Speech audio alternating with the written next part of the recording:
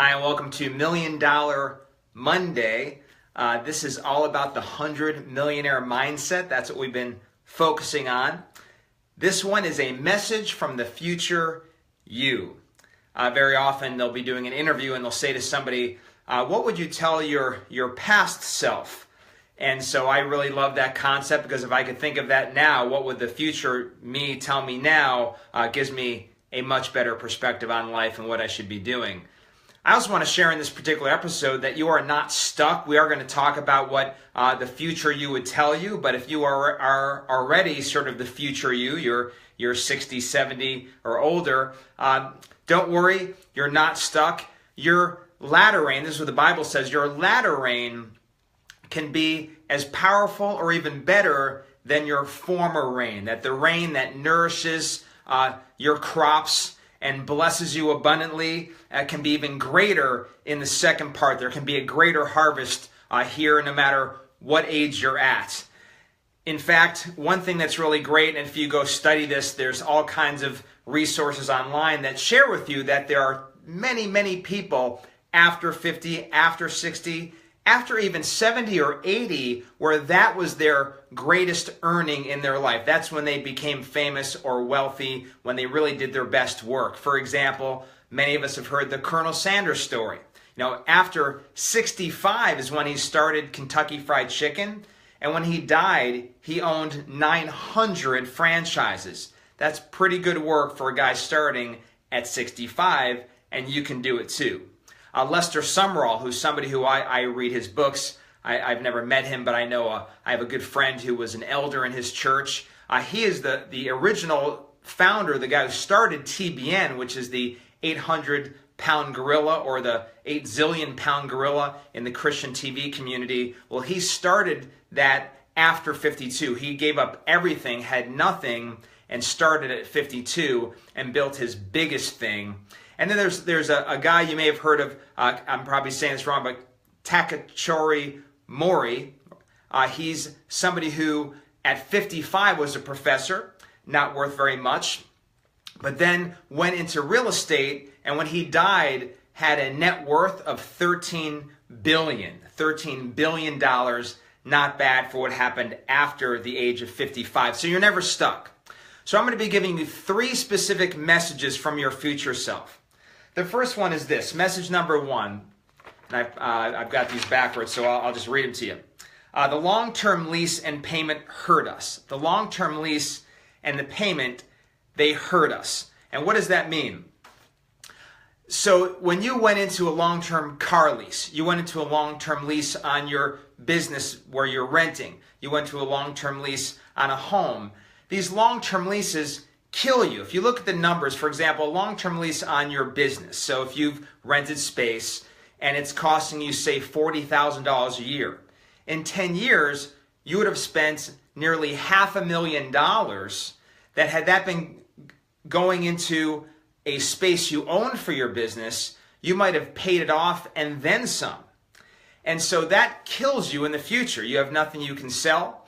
You've just lost that money. You've burnt it. And if you've been able to produce income out of it, there are benefits. It's not that it's terrible to have leased a space. It's not like there's no benefit to it.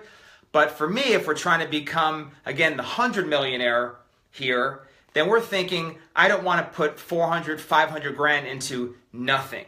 If I have to, I would, but I try not to have to. Same thing on that home.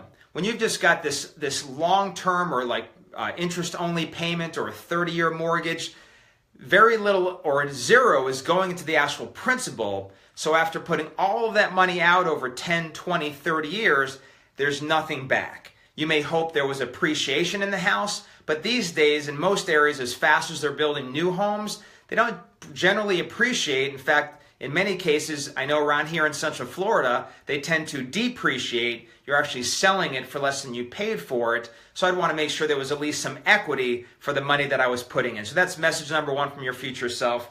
Those long-term leases and payments, they're killing us.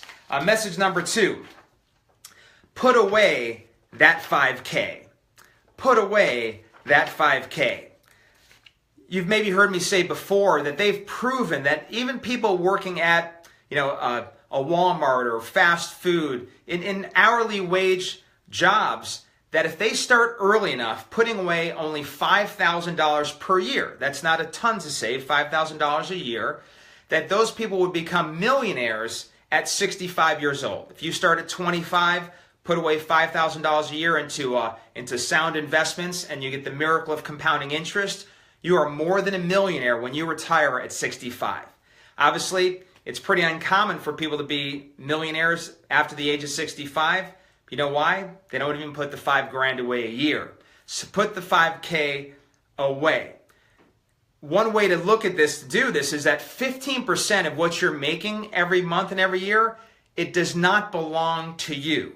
Many of you understand the principle of tithing, where 10% of your money that you're getting, it's not yours, it belongs to God. Well, 15% of the money belongs to the future you. If there's any message coming from the future you to you right now, it's put the $5K away, or whatever that number is for you. Hopefully it could be a lot more, but 15% does not belong to you. It belongs to the future you. And it's amazing what happens to that money. Even if starting early at the age of 25, you put away the $5,000 for just 10 years, when you retire, if you let it sit there and keep that interest compounding, you're still worth more than $500,000, even if you only did it for the 10 years. Obviously, gets back to doing it as early as possible. Again, otherwise, if it's too late for that for you, you already didn't put that away early on, then think of Colonel Sanders, think of Lester Summerall, think of Mr. Morey, and go become worth millions now based on your new business or new idea. And certainly I'm also here to help you with that as well.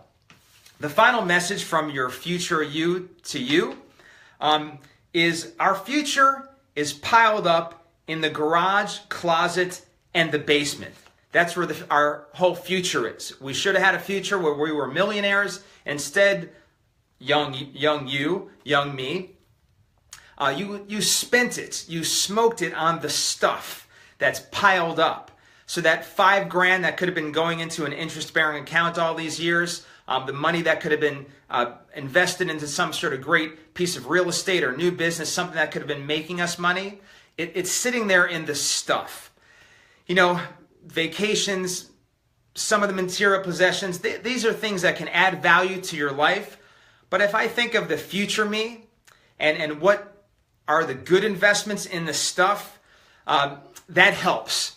As I think of what car to purchase, for example. You know, I'm not a huge car guy, and I know a lot of people are. And I think if you have lots of money and you don't have to worry about future you because there are millions coming in, then buy the really nice car, the really nice house. Go on vacations to the really nice places. But otherwise, there are great cars. I mean, most companies make a pretty good car now. There are a lot of great cars. Living in Florida, we've got some great beaches here and some great hotels to stay in that are pretty cheap.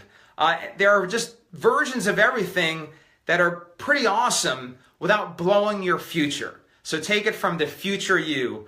Don't pile up your future in the garage. Don't tell your kids one day, sorry, I don't have anything to leave for you, no legacy, because of all the money I spent on the stuff. I smoked it. So this is the 100 Millionaire Mindset. Again, we're trying to separate you from the rest. Let other people struggle throughout their lives with finances or have nothing for retirement. Let others be thousandaires or 10,000aires or even millionaires, but not you, not those that are watching this program and heading towards the kind of future that I'm talking about. Bless you in your endeavors and your mission-based life and business, and remember who you are.